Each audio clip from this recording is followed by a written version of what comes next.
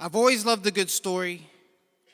I studied psychology and I came to the conclusion that Jack from Jack and the Beanstalk was delusional, megalomaniacal with delusions of grandeur.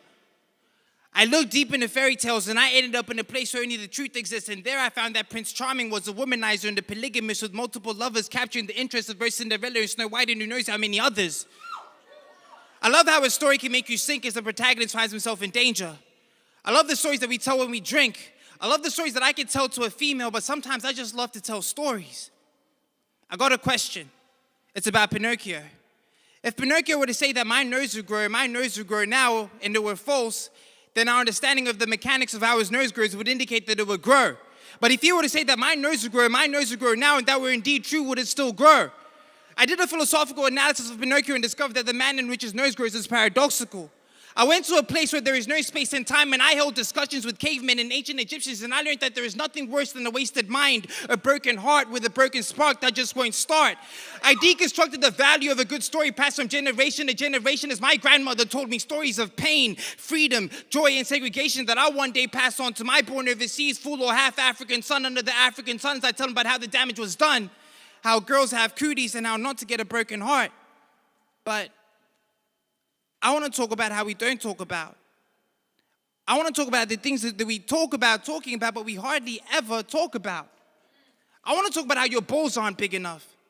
I want to talk about evolution of thought starting a revolution. I want to talk about my brothers, my sisters, and how they wish they had a system that listened. I want to talk about how they take out the rubbish and yet somehow the smell still lingers. I want to talk about talking about walkabouts and how sometimes it's a joke when we talk about walkabouts.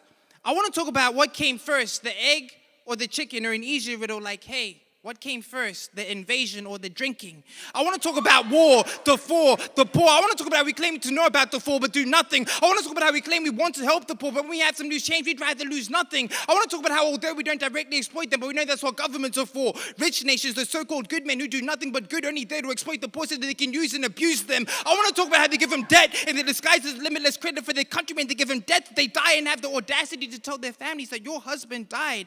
Visualize the decorated patriot.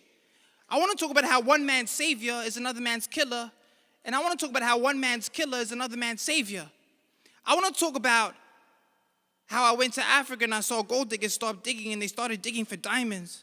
Baby mothers were crying and inside dying. They took a 9-year-old boy and his name was just Brian, and now he's a militant, killer, villain, and innocent little boy rebelling, and not because he believes in it, in indoctrinated beliefs, in voluntary thief. Is it the futility of war or the illusion that is peace? You pull up the necessary sign, but diamond encrusted is your peace.